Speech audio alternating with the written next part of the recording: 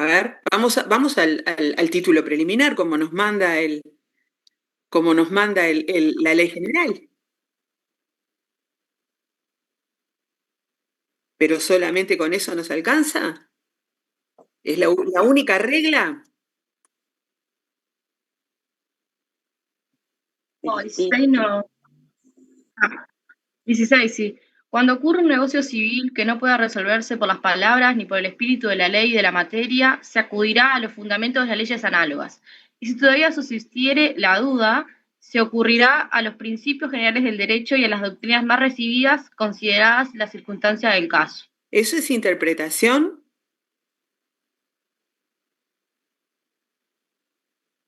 No, el 17. Cuando el sentido de la ley sí, cuando el sentido de la ley es claro, no se, no se desatenderá su tenor literal a pretexto de consultar su espíritu. Pero bien se puede, para interpretar una expresión oscura de la ley, recurrir a su intención o espíritu claramente manifestados en ella misma o en la historia fidedigna de su sanción. Y luego el 18,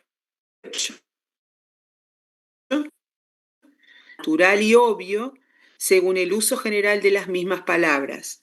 Pero cuando el legislador las haya definido expresamente para ciertas materias, se les dará a estas su significado legal. O sea, las normas de interpretación del derecho, de las normas de derecho internacional privado de fuente nacional están en los artículos 17, 18 e incluso en el 19 que habla de las palabras técnicas, ¿no? Entonces, el primer elemento que tenemos que tener en cuenta para interpretar las normas de derecho internacional privado de fuente nacional, tal como lo mandata el legislador, es el tenor literal de la ley.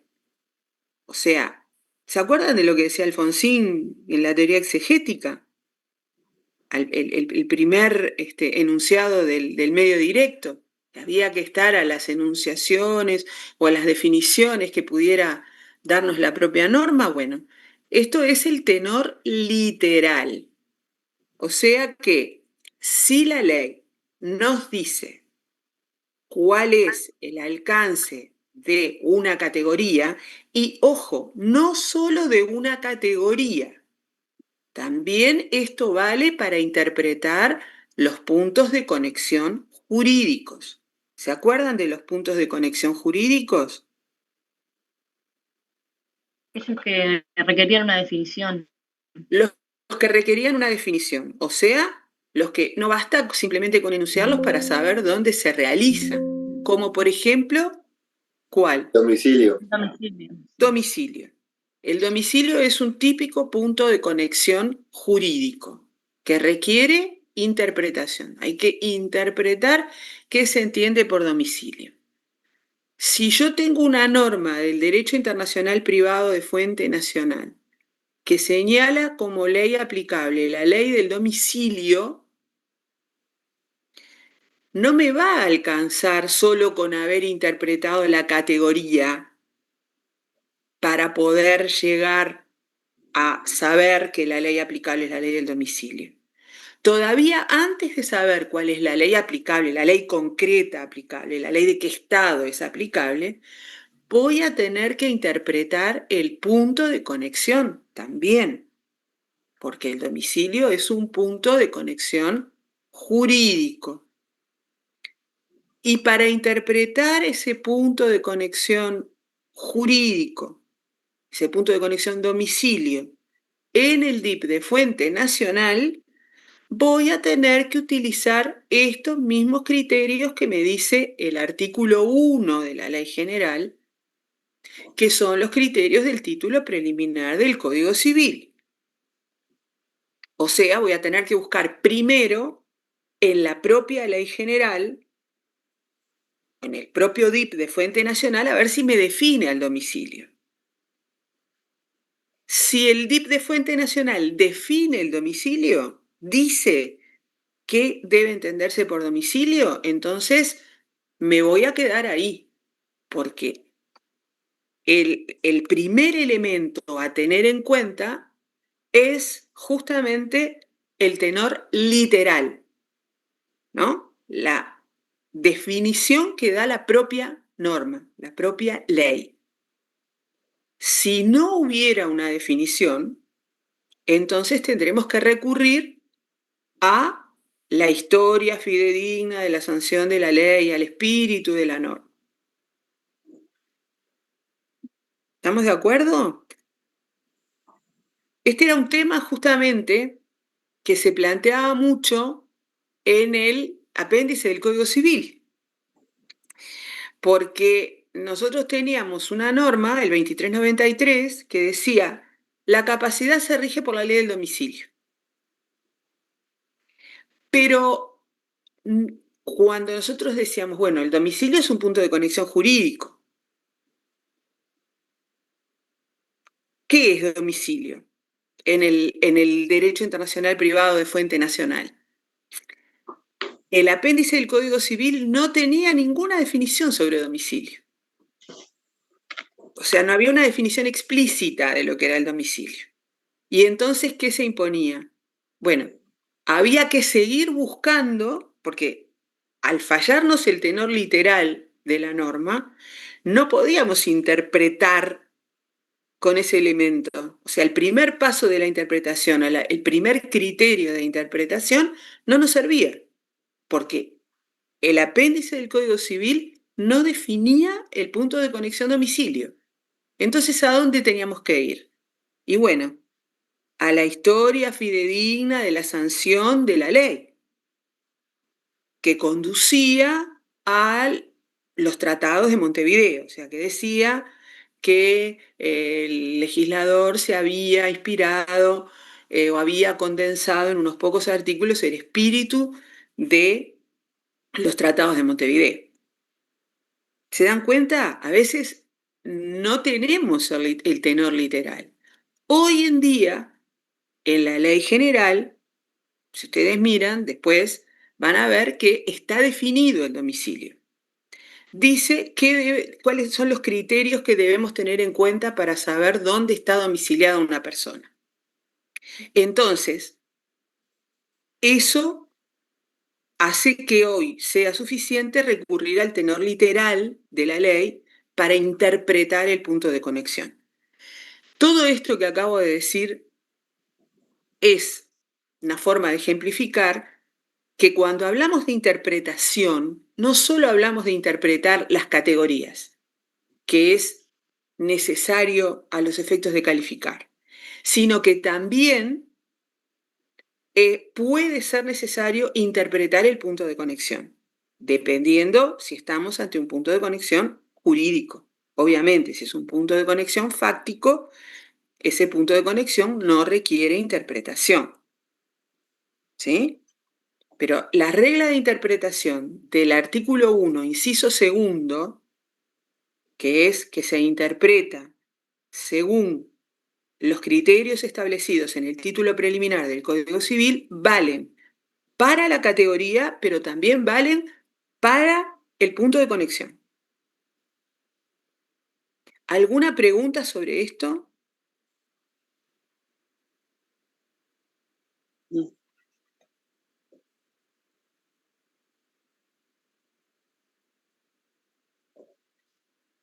¿No hay preguntas? ¿Está clarísimo?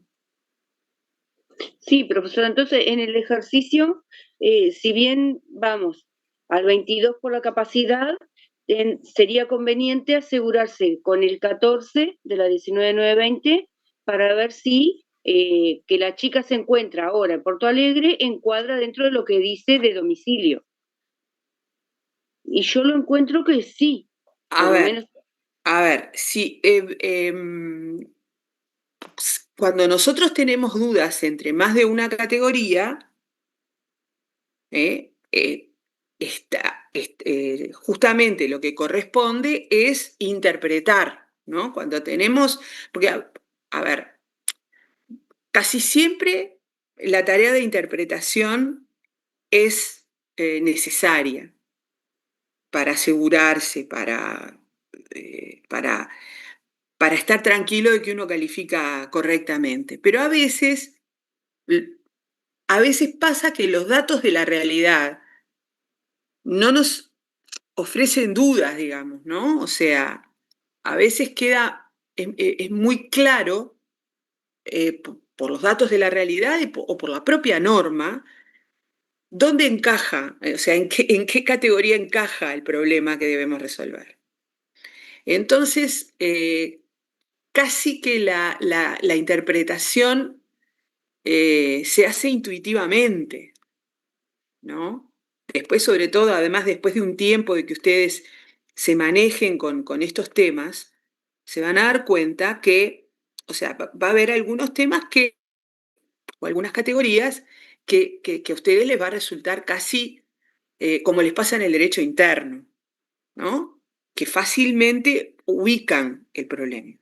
Pero eso depende de la complejidad del problema que ustedes tienen que resolver y también depende de la norma, ¿no? O sea, a veces hay normas que son muy explícitas y hay otras normas que son más sintéticas, más, digamos, menos explícitas, y entonces ahí, para asegurarnos de la calificación, siempre conviene hacer el procedimiento de la interpretación, ¿sí?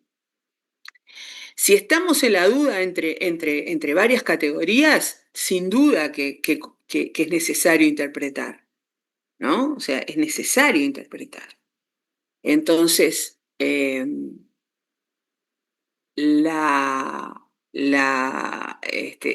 procedimiento de la interpretación nunca está de más para, para asegurarnos de que estamos calificando correctamente.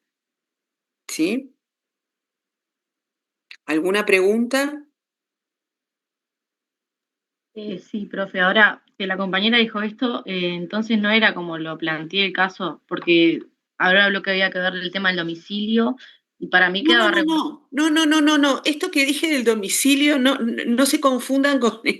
No estoy diciendo que acá la ley aplicable fuera la ley del domicilio. Lo que quise ejemplificar fue, o sea, lo que les quise decir, ya que estamos hablando de interpretación, es que si en un determinado caso el punto de conexión que corresponde a la categoría es el punto de conexión domicilio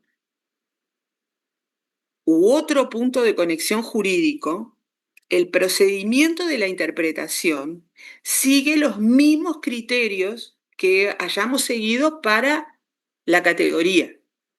O sea, tenemos que acudir primero al tenor literal, tenemos que primero buscar si en el DIP de fuente nacional hay una definición del punto de conexión, el que sea, domicilio, lugar de cumplimiento, lugar de constitución, el punto de conexión jurídico de que se trate.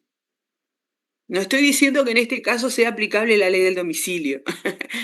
Hablé del punto de conexión domicilio porque es el punto de conexión jurídico por excelencia, ¿está?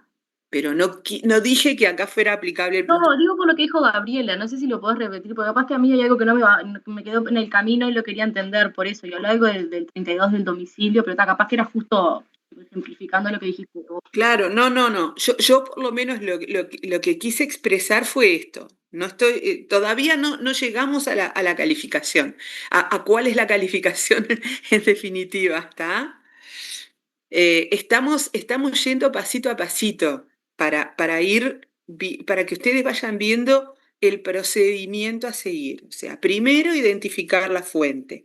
Segundo, uno intuitivamente tiene categorías como ustedes manejaron en este caso, ¿no? Protección de incapaces, capacidad, matrimonio.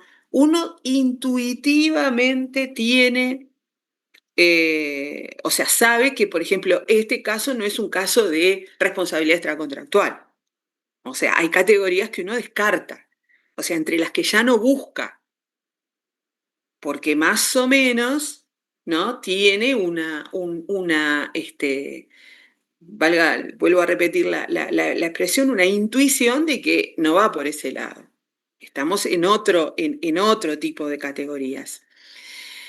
Entonces, uno va a buscar, en principio, en las categorías, entre las categorías, o va a interpretar aquellas categorías que la intuición le dice que puede ir por ahí. ¿Ah? Entonces, lo primero entonces es determinar la fuente. Lo segundo es interpretar, y una vez que tenemos el alcance extensivo de la categoría, una vez que sabemos qué abarca la categoría, las distintas categorías, ahí calificamos. Y calificar implica encontrar, en definitiva, el artículo concreto, ¿no?, que nos dice cuál es la ley aplicable. Soledad. Profe, en relación a lo que decía Gabriela, independientemente del caso, que no es no interesa si para el caso en concreto, sino que en general para cuando se nos presente un tema de incapaces, como en el caso. Si vamos a interpretar el domicilio, como teníamos que hacer, primero íbamos al artículo 21, por ejemplo, en este caso de aplicación de la ley general, y nos remite al artículo 16. Bueno, ahí sí, ahí sí, la propia norma la que nos remite al artículo 16 que define lo que es el domicilio. Pero Claro. podría darse el caso, podría darse una situación en la que fuera aplicable la ley del domicilio, por ejemplo, la ley del domicilio conyugal, ¿no? Como en el caso del divorcio. Calificamos Sí, un problema como de divorcio. La ley aplicable es la ley del domicilio conyugal. Entonces, ¿qué es el domicilio conyugal? Porque para saber cuál es la ley en definitiva, concretamente, que yo tengo que aplicar, ¿cuál es el domicilio conyugal? Bueno, entonces voy a tener que buscar a ver si la ley, si el DIP de fuente nacional me define lo que es domicilio conyugal. Van a ver que sí, que está definido lo que es domicilio conyugal. Sí, está acá en el 23, ¿no? Sí, no ¿No me es el acuerdo ahora, sí, el 23. Van a ver que justamente, en general, el domicilio es un punto de conexión que es tan importante dentro de la estructura del derecho internacional privado que todos los instrumentos que utilizan el punto de conexión domicilio lo definen, ¿sí? Dan una definición, porque es un punto de conexión clave para todo lo que es, todo lo que son las categorías que tienen que ver con las personas. No se olviden que nosotros venimos recibiendo la influencia de Savigny, ¿no?, que tomaba como punto de conexión el domicilio. Entonces, es un punto de conexión tan importante que su definición es básica. ¿Ah? Entonces, por eso hay que buscar en los puntos de conexión jurídicos, domicilio u otros puntos de conexión jurídicos, a ver si están definidos en el cuerpo normativo en el que estamos, sea en el tratado o sea en el DIP de fuente nacional. ¿De acuerdo? Y los criterios, ya que estamos ahora en el DIP de fuente nacional, los criterios de interpretación del punto de conexión son los mismos criterios de interpretación que los que usamos para interpretar una categoría, o sea, los criterios establecidos en el artículo 1, inciso segundo de la Ley General, o sea, los criterios establecidos en el título preliminar del Código Civil. ¿Estamos de acuerdo? Si ustedes tienen que contestar una pregunta que tenga que ver con esto, ustedes tienen que hacer este proceso. ¿Ah? O sea, pasar, dependiendo de la norma de que se trate, van a tener que pasar por la norma que establece el criterio de interpretación. ¿Tá? Más adelante, cuando estemos hablando de las categorías y todo eso, no van a tener que hacerlo. Pero en este parcial, justamente de lo que se trata es de saber si ustedes saben cómo interpretar. Entonces, para que la respuesta esté redondita y linda contestada, ustedes van a tener que hacer todos estos pasos y explicarnos qué pasos siguieron hasta llegar a la interpretación. Perdón, hasta llegar a encontrar la calificación. ¿Estamos? Porque si no, nosotros no sabemos si ustedes saben.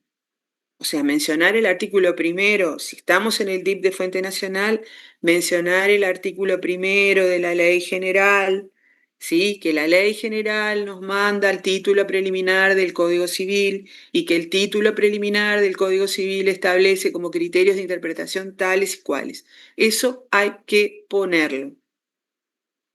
Aunque les parezca redundante, porque en este escrito de eso es de lo que se trata. De que nosotros podamos advertir que ustedes saben cómo interpretar. ¿Estamos? Bueno, entonces, en este caso concreto, si nosotros vamos a las, a las distintas categorías, nos vamos a encontrar, hay algunas categorías que son más explícitas y hay otras que son menos explícitas, ¿no? En realidad,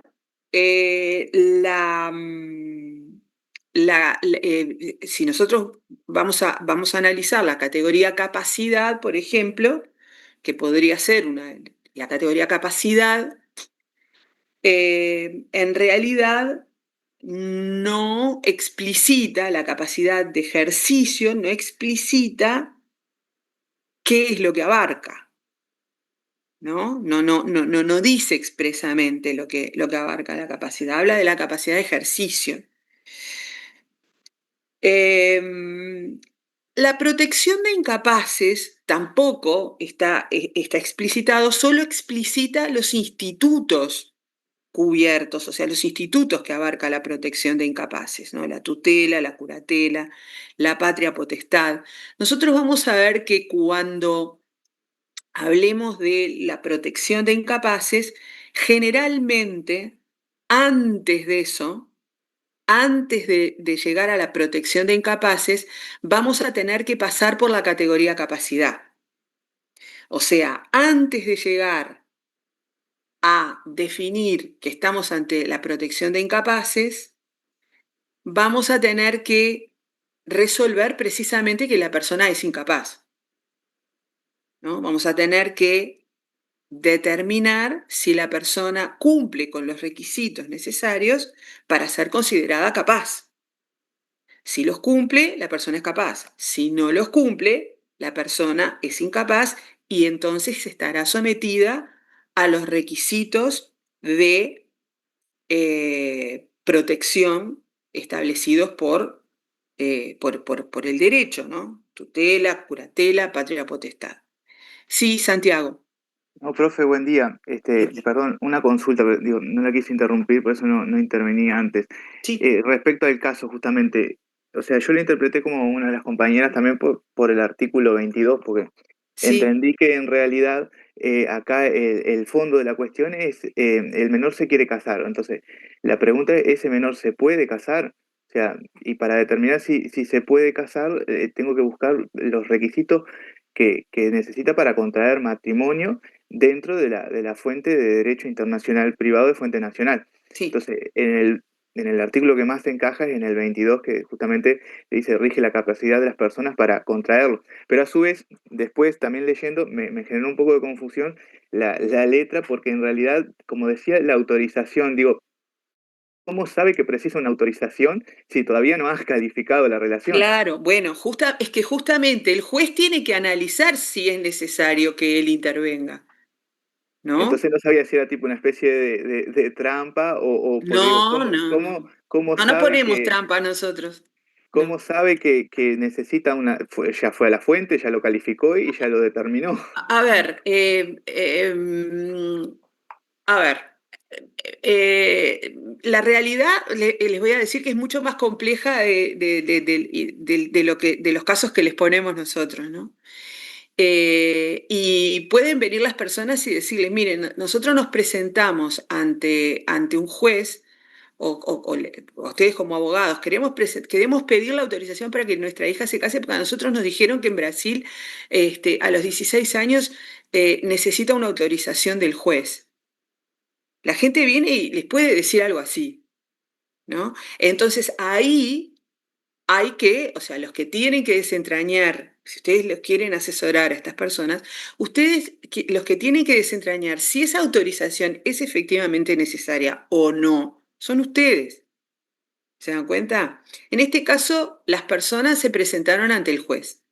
Y el juez, en este ejemplo, el juez va a tener que decir, pero yo no soy competente, o yo sí asumo competencia y otorgo o no otorgo la autorización. ¿Se dan cuenta? O sea, el caso está planteado de esa manera, lo cual no quiere decir que efectivamente sea necesaria la autorización. Claro, porque toda esa información hay que despejar y lo que realmente Claro. nos interesa a nosotros es ese menor se puede casar o no. Por eso, o sea, miren que la realidad es mucho más entreverada que lo que nosotros le podemos poner. O sea, las personas le van a venir con, por eso ya se lo hemos dicho, la gente viene y les va a contar toda una historia de la cual ustedes van a tener que extraer la información que es relevante y si la persona no les ha dado la información relevante, ustedes se la van a tener que pedir. ¿No? Porque no siempre la gente cuenta la información que es relevante para resolver un problema. Esto en el derecho interno también, ¿no? O sea, no siempre la gente plantea la información que es relevante.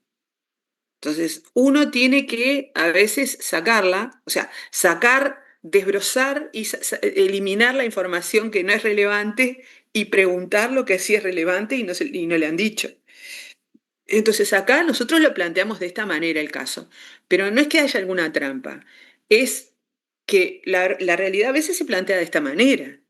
Entonces, el juez en este caso va a ser el que tenga que resolver, ¿no? Y para resolver si él tiene que intervenir o no tiene que intervenir, y en el caso de que tenga que intervenir, si corresponde que dé la venia o no corresponde, eh, va a tener que hacer el análisis del caso y para eso va a tener que calificar. ¿Ah? Entonces, yo les estaba diciendo hoy esto de lo de la protección de incapaces, justamente para explicarle que para llegar a los institutos de protección de incapaces, como vamos a ver cuando veamos las categorías correspondientes, primero hay que determinar si la persona es capaz o no es capaz. ¿No? O sea, si la persona reúne los requisitos para ser capaz o no. Si reúne los requisitos para ser capaz, seguimos adelante, ¿no? La persona puede actuar, ¿no? Si no, la persona va a tener que quedar sometida, si la persona no es capaz por razones de edad o de salud mental, la persona va a quedar sometida a los requisitos a los institutos de protección de incapaces. Y generalmente los institutos de protección de incapaces en el derecho internacional privado, la regulación de la protección de incapaces, pasa por, o se divide en dos aspectos. Esto se lo digo a título informativo, simplemente también para despejar, ¿no? Categorías. Lo que son los derechos y deberes de los representantes legales para con los representados en cuanto a las personas, ¿no? Y lo que tiene que ver con el patrimonio del incapaz, ¿no? Esos dos aspectos generalmente son los que conforman la categoría protección de incapaces. ¿Qué derechos y deberes tienen los representantes legales para con los representados y, o sea, con la persona del representado, y qué derechos y deberes tienen los representantes legales en relación con los bienes de ese incapaz? Acá en este caso, el meollo del problema, si bien es cierto que tenemos una chica de 16 años, el meollo del problema es si ella tiene capacidad o no para casarse, ¿no? Y esto es algo en lo que vamos a profundizar después, más adelante, cuando veamos la categoría correspondiente, cuando analicemos la categoría correspondiente. Cuando hablamos de capacidad, existen determinadas capacidades especiales. Cuando hablamos de capacidades especiales, hay capacidades que escapan a la categoría capacidad, que por sus características, por la vinculación con la categoría a la que acceden, el legislador quiso sacarlas de la categoría capacidad y meterlas dentro de otra categoría. Una de esas capacidades especiales es la capacidad nupcial. El legislador le atribuyó tal importancia a la categoría matrimonio que entendió que todo lo que tenía que ver con el matrimonio, inclusive la capacidad para contraerlo, los requisitos que deben reunir las personas para contraer matrimonio, quedan abarcados por la categoría matrimonio. O sea, no pertenecen a la categoría capacidad. Y si ustedes van a mirar qué interpretación le dio el legislador a la categoría matrimonio, en el artículo 22 justamente dice que la capacidad de las personas para contraer el matrimonio, las formalidades del matrimonio, la existencia del matrimonio y la validez del acto forman parte de la categoría matrimonio. ¿No? Por lo tanto, la capacidad para contraer el matrimonio no es un problema de capacidad, no queda comprendido dentro de la categoría capacidad, sino que queda comprendido dentro de la categoría matrimonio. Acá el legislador lo dice expresamente. También pasó eso en los tratados, ¿no? Porque le atribuye una gran importancia a esta categoría matrimonio, y por lo tanto entiende que la mejor forma de regularlo es que dentro de esa categoría queden comprendidos todos los aspectos que hacen a la constitución del vínculo matrimonial. ¿Sí? Por lo tanto, en este caso, el problema que se plantea acá es un problema de capacidad nupcial, y por lo tanto, la ley aplicable a esta capacidad nupcial es la ley del lugar de celebración del matrimonio. ¿Sí? ¿Quedó clara la explicación?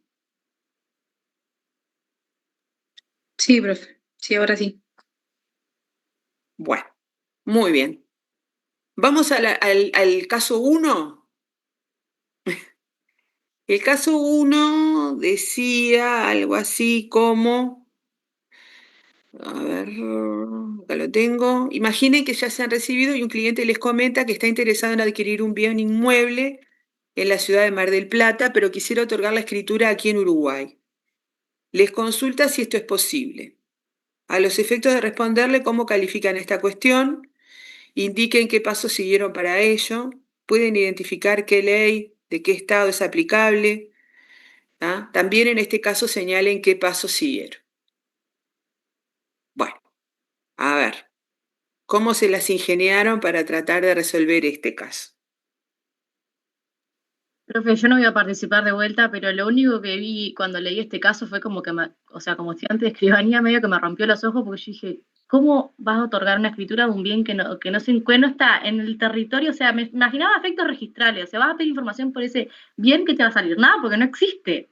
O sea, decía, no, como que quería bajarlo y tal, bueno, después empecé a leer y nada.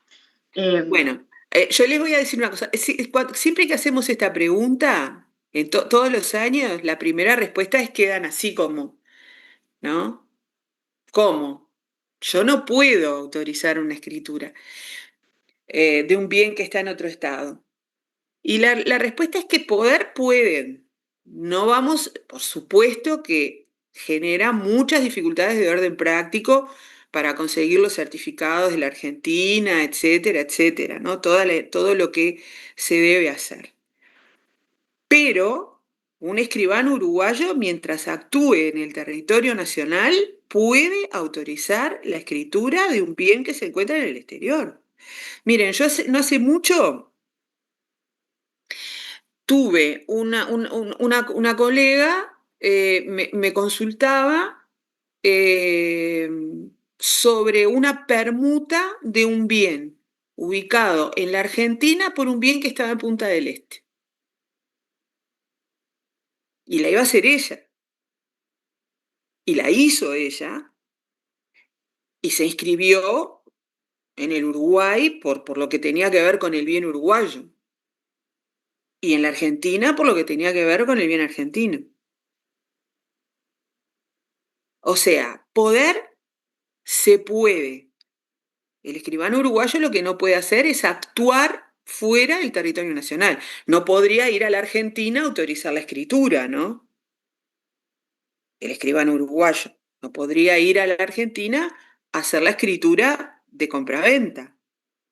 Pero si está en el Uruguay, lo puede hacer. ¿Está? Eso es así. De Aunque, hecho, yo tengo, perdón, sí, de hecho dale. yo tengo y he visto escrituras de bienes uruguayos en el extranjero. Y eso más de una vez lo he visto.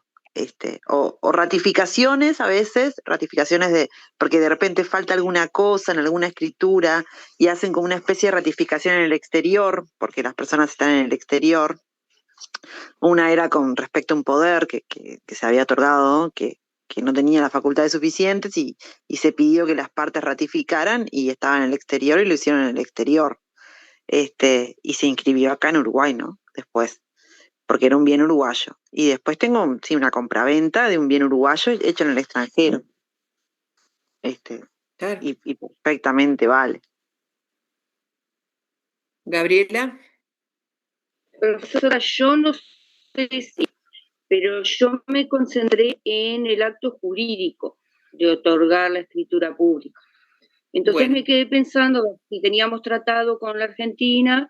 Bueno, llegué que sí, que teníamos el Tratado de Montevideo de 1940, y encontré el artículo 36 que dice que la ley que rige los actos jurídicos decide sobre la calidad del documento correspondiente, las formas, solemnidades, que se rigen por el lugar donde se celebran u otorgan. Entonces, por ese lado entendía que se podía hacer también, pero no sé si ese razonamiento estuvo bien o no. bueno, ¿alguien más? A ver, Santiago. Ah, perdón, Soledad. Estaba la Y después compañera primero. Santiago. Profe, hice el mismo razonamiento que Gabriela en cuanto a primero preguntarme la fuente normativa aplicable. En este caso era con Argentina, entonces fui al Tratado del 40. Primero me generó la duda porque en el caso hablaba de un bien, entonces ahí me generó esa duda de cuando hablábamos de los bienes. Después me acordé que los bienes eran más bien para cuando hablamos de algún monumento histórico, y ahí me acordé de eso y después me fui a actos jurídicos, hablando con Belén también. Me fui a actos jurídicos al artículo 36 que mencionaba la compañera, y después avancé un poco más y fui al 38 del Tratado del 40, porque el 38 nos dice que los contratos sobre cosas ciertas e individualizadas se rigen por la ley del lugar en donde ellas existían al tiempo de su celebración. Y entonces me quedé con este artículo, con el 38. Bueno. Y bueno, y ahí tenemos, al tiempo de su celebración, tenemos un elemento que hay que interpretar también, ¿o no? Bueno, y ahí, no sé, hasta por ahí llegué. Bien. Santiago. Sí, también similar, porque primero cuando vi la palabra viene, lo primero que uno perfila es para ahí, decir viene, pero en realidad la pregunta central no es respecto al bien en sí mismo lo que se está evaluando, sino se pregunta respecto a un acto jurídico determinado, si se puede celebrar o no, entonces la posibilidad de realizarlo o no. Entonces como que la categoría de bienes no correspondía. Y también sí, vi que era o el 36 o como dice la compañera, el 38 y me perfilé más para el 38. Bueno, a ver. Bueno, como ven acá tengo otro personaje interesado en el derecho internacional privado que se está metiendo. Bueno, bien. ¿Alguien más quiere hacer algún comentario sobre este caso?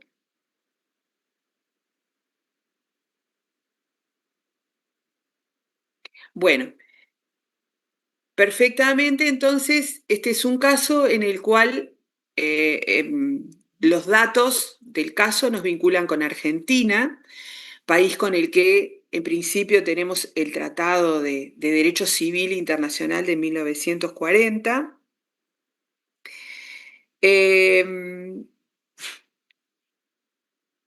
Por lo tanto, debemos situarnos en el tratado. Nuevamente, o sea, la reflexión que hicimos hoy al principio, de que para calificar normalmente tengo que interpretar, vale para el tratado también. Lo que ocurre es que acá, esa regla que yo tenía en el artículo primero, inciso segundo de la ley general, vale para el DIP de fuente nacional, ¿no? O sea, ese artículo 1, inciso segundo de la ley general, vale para todas, no solo para la ley general, para todas las normas del derecho internacional privado de fuente nacional. Pero no vale para el tratado, porque eso es un criterio de interpretación de nuestras normas de derecho internacional privado de fuente nacional. La interpretación de los tratados está regulada en la Convención de Viena sobre Derecho de los Tratados de 1969. Concretamente, está regulada en el artículo 31, que si ustedes miran, tengo tantas marquitas acá en mi libro que a veces no lo encuentro.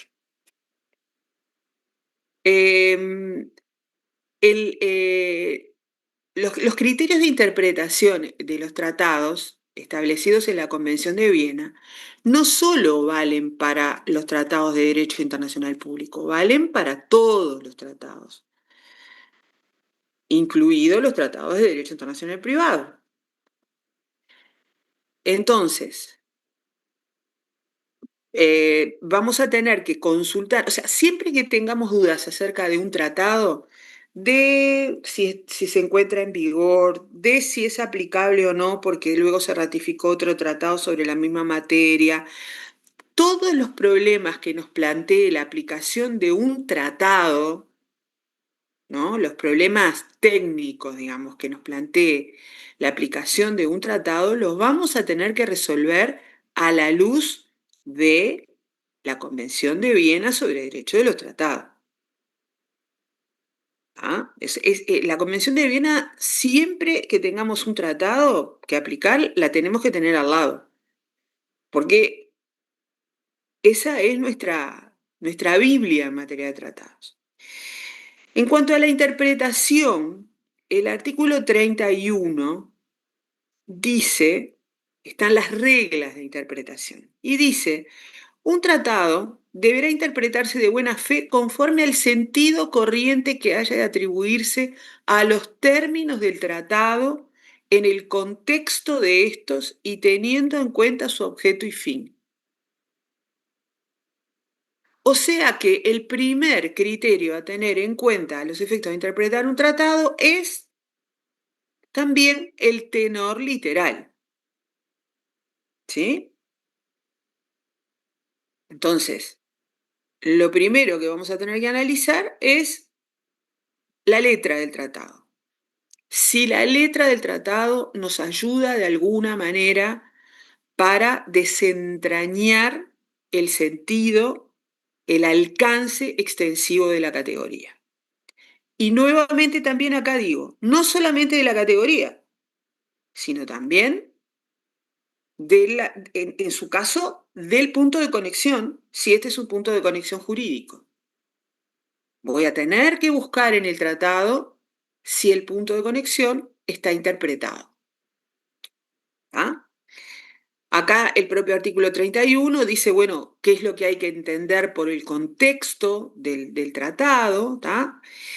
Y luego dice en el artículo 32, o sea, todo el artículo 31 se refiere al tenor literal de la norma, al tenor literal del tratado. O sea, si surge del tratado y de su contexto, la interpretación de, en nuestro caso, en el caso que estamos tratando de resolver ahora, de la categoría.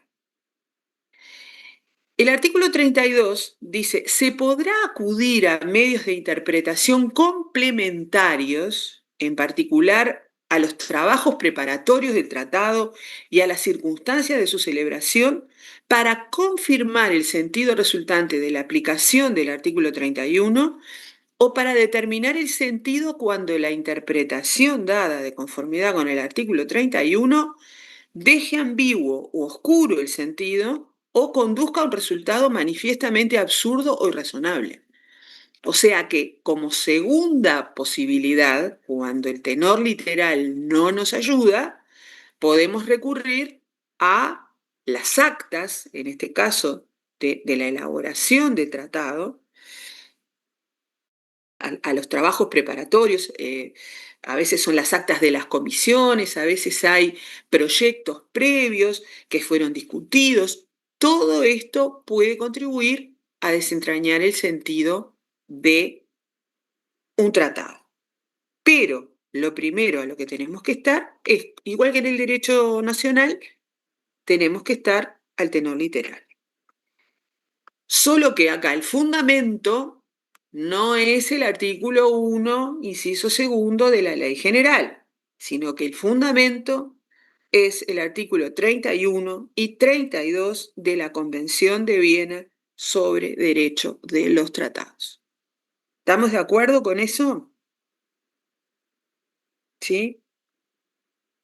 Bueno, entonces, esto que planteaban tanto Santiago como Soledad, me pareció interesante decir, bueno, me puedo plantear, en este caso, como se trata de la compraventa de un bien, ¿no?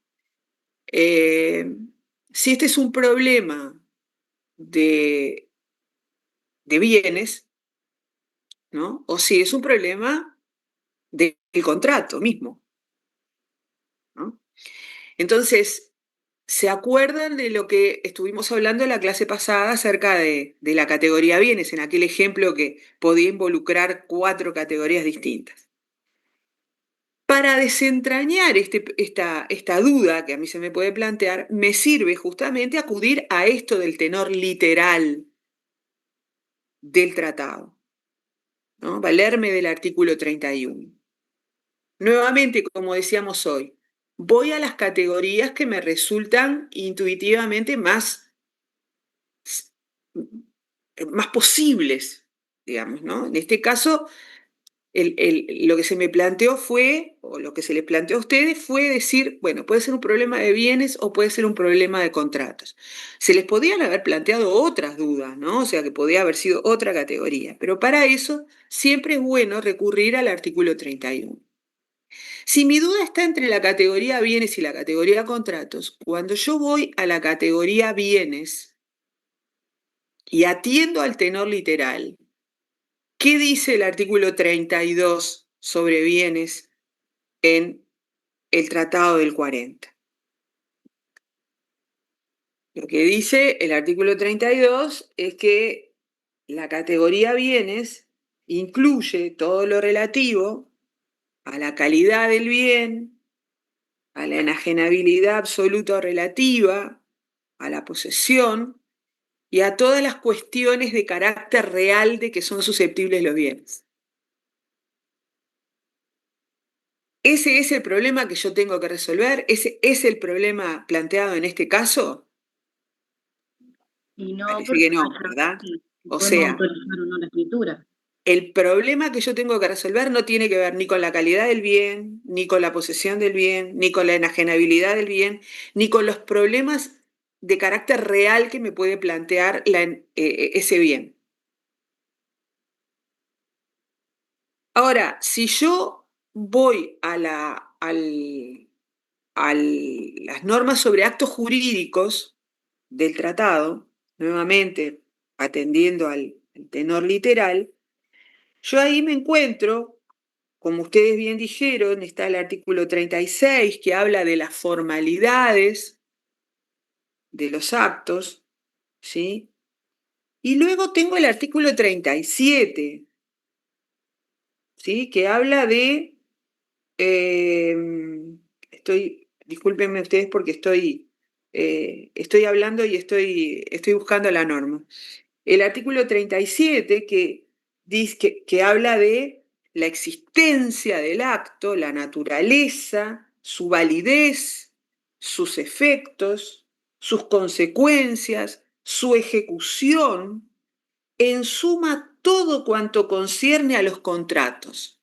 O sea, ahí ustedes tienen el alcance extensivo de la categoría actos jurídicos entre los artículos 36 y 37. El 36 que habla de la parte formal y el 37 que habla de todo lo sustantivo, lo intrínseco al contrato. Y todo parece indicar, de los datos que nos plantea el caso, que la pregunta o la duda, el planteamiento, tiene más que ver con esto, con el acto jurídico, que con el bien. ¿No? De acuerdo a lo que es el alcance extensivo de la categoría actos jurídicos, todo nos lleva a pensar de que el problema que nosotros tenemos que resolver anda por acá, está en este barrio, está en estas inmediaciones. Entonces,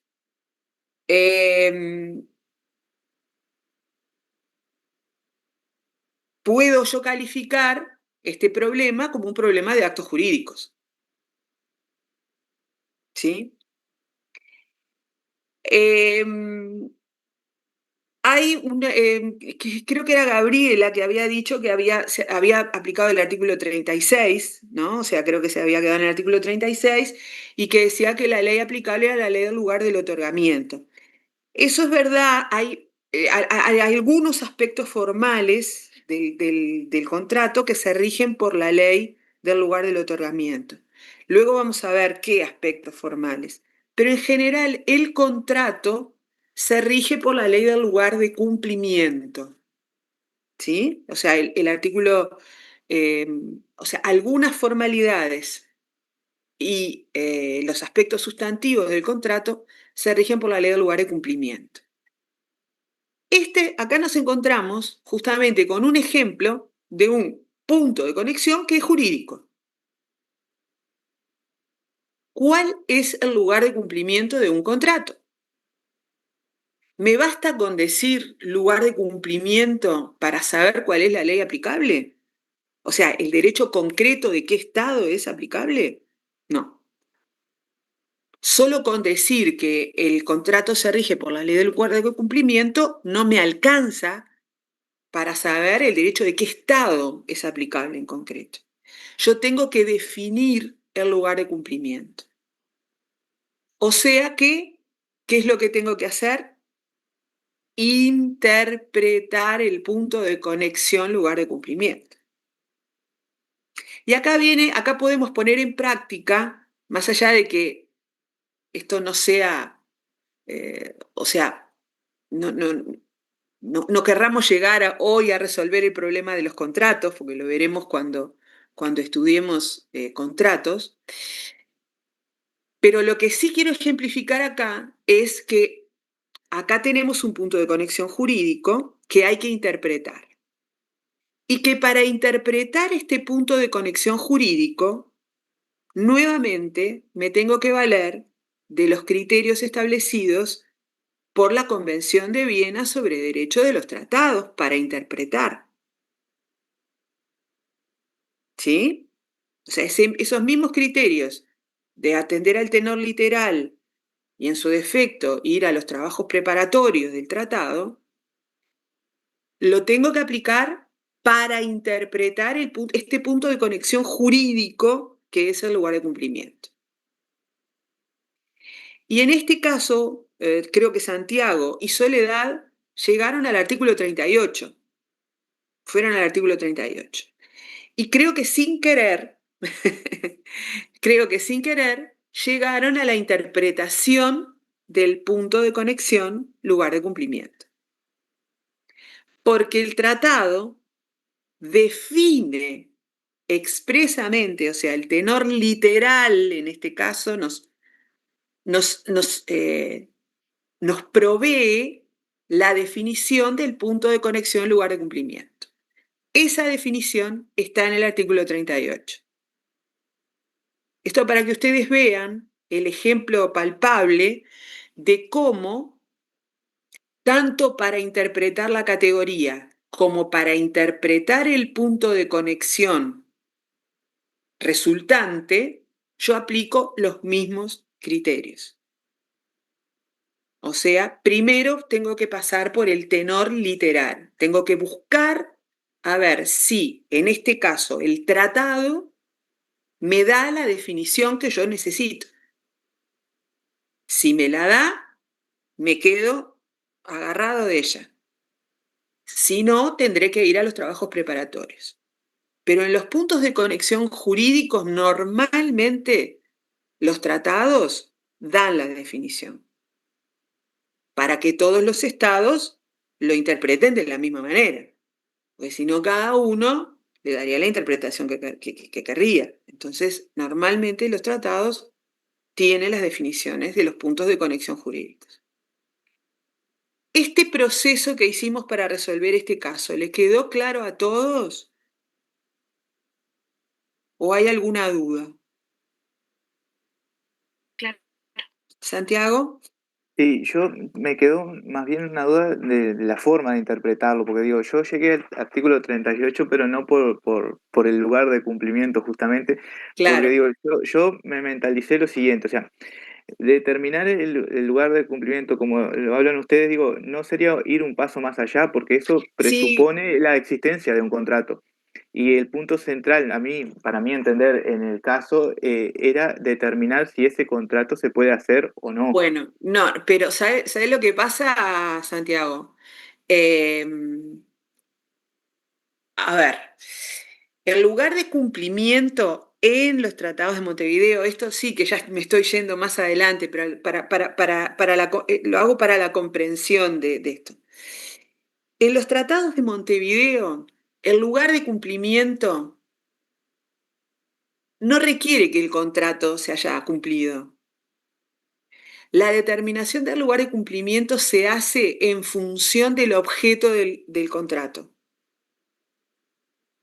Si ustedes mismos fueron a la primera frase del artículo 38 que dice si el contrato recae sobre cosa cierta y determinada por la ley del lugar de situación al tiempo de la celebración del contrato. ¿Ah? Esa es la interpretación del lugar de cumplimiento cuando el contrato recae sobre cosa cierta y determinada, que es este caso. Pero a los efectos de determinar el lugar de cumplimiento, los tratados de Montevideo no requieren que el contrato o sea, haya tenido un principio de ejecución, digamos. Claro. A priori, yo puedo decir, bueno, la ley aplicable a este contrato va a ser tal ley, porque este contrato, por ejemplo, recae sobre una cosa cierta y determinada. Este es un inmueble que está en Mar del Plata. Por ejemplo, es el inmueble empadronado con el número 10.594 de la ciudad de Mar del Plata. ¿Tá? Es una cosa cierta y determinada. Para ese caso, el tratado dice que yo debo interpretar como lugar de cumplimiento de ese contrato el lugar donde está situado ese bien. Esto es Argentina. ¿Tá? Más allá de que el contrato se haya ya celebrado o no. A los efectos de determinar cuál va a ser, cuál debe ser la ley aplicable, la interpretación es esa. La interpretación del punto de conexión, lugar de cumplimiento en el Tratado de Montevideo pasa por el objeto del contrato. Y depende si es sobre cosa cierta y determinada, si es una prestación de servicios, si es cosa genérica, ¿está? Pero no quiero adentrarme en esto, en las distintas hipótesis, porque eso ya es tema de contrato. Lo que les quiero decir es que a los efectos de interpretar el lugar de cumplimiento no hace falta que el contrato se haya celebrado ya. Belén. No, profe, porque ahora me quedó la duda, porque yo había entendido que no lo podía autorizar justamente por esto. Entonces, no sé ahora por dónde arrancar. Había entendido que no. A ver, ustedes van a ver que... a ver, no quiero ir no quiero llegar al final de la cuestión. Pero digo, para eliminarles la duda, les adelanto esto. Crean lo que les voy a decir. Ustedes lo van a poder comprobar cuando veamos contratos. Ese contrato, el fondo de ese contrato, se regiría por la ley argentina. ¿Sí? Por la ley argentina. Porque es un contrato que recae sobre un bien inmueble y que tenemos plenamente identificado. Esa ley argentina va a determinar también si ese contrato se tiene que hacer en un instrumento público o basta un instrumento privado. Eso lo dice el artículo 36, ¿está? Se los digo para sacarle la duda a Belén, ¿está? Hay otro tipo de formalidades, o sea, una vez que, supónganse ustedes que la ley argentina dice que que hay que hacer, que esta compraventa debe constar en un instrumento público. El artículo 36 dice, ustedes por ahora no lo pueden entender porque estamos muy lejos todavía de esto, pero el artículo 36 dice que la calidad de instrumento público la determina el estado en donde ese instrumento se otorga. Por lo tanto, si ese instrumento se puede otorgar en el Uruguay siempre que lo otorgue, siempre que cumpla las formalidades del instrumento público uruguayo. ¿Tá? En el Uruguay, el escribano autoriza la escritura pública. ¿Tá? O sea, el escribano en el Uruguay puede actuar. Va a actuar, va a cumplir con el requisito de la escritura del instrumento público que le pide la ley argentina, pero va a ser una escritura uruguaya, cumpliendo con los requisitos de la escritura uruguaya, porque él está actuando en el Uruguay. ¿Está? Esto lo vamos a ver más tranquilamente cuando veamos actos jurídicos, pero esto es así. ¿Está? La respuesta es que sí, que se puede otorgar, que sí. yo como escribana Me rompe la idea, profe, perdón. Sí, sí, sí, le pasa a todo el mundo. Le pasa a todo el mundo. ¿Cómo haces para pedir información por ese Bueno, desde el punto de vista práctico, ya les dije, desde el punto de vista práctico es complicado. Es complicado, por supuesto que sí. Pero poder se puede. ¿Está? Magalí, Hola, buenas.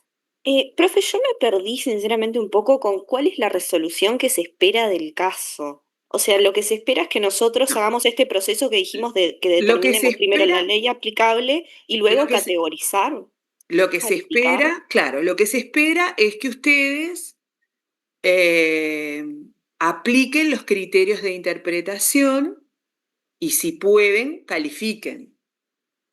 ¿Está? Bien, es hasta ahí, pero no es Sí, hasta el tema de la ley aplicable que no, nosotros no, inevitablemente lo estamos no, mencionando, pero yo veo no, que no. todo decimos lo vamos a dar más adelante, lo vamos a dar más Claro, no, adelante. no, no.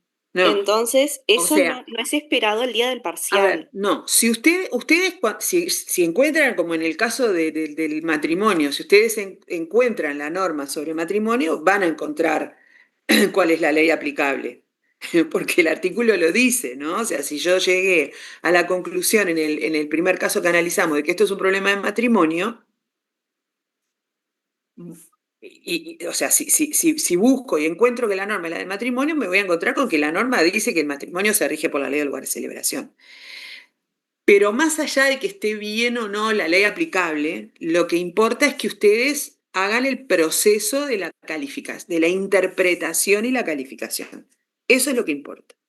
Bien, era ¿Ah? porque me había perdido un poco, pero es No, hasta no. ahí Y entonces. hablamos, en este caso, hablamos de la ley aplicable, la ley de cumplimiento, para que ustedes vieran en un ejemplo claro de que los criterios de los criterios de interpretación que usamos para interpretar la categoría, también los usamos para interpretar el punto de conexión. ¿Tá? Que lo asociamos en principio a la categoría porque estamos tratando de calificar. ¿Tá? Entonces, hicimos el énfasis en la calificación y en la interpretación de la categoría previa a la calificación. Pero esos mismos criterios se aplican cuando yo tengo que interpretar el punto de conexión. Y este ejemplo del contrato nos vino bárbaro porque plantea como ley aplicable el lugar de cumplimiento, que es un punto de conexión jurídico. Entonces no vino como anillo al dedo para ejemplificar lo que es la interpretación del punto de conexión. ¿Está? Bien, Gracias. de nada. ¿Alguna pregunta sobre este caso? Bueno, y vamos al último. Buenos días. Ay, Sí, adelante, perdón, Adriana. Sí. perdón. A mí no me quedó claro me quedé en la calidad del instrumento público.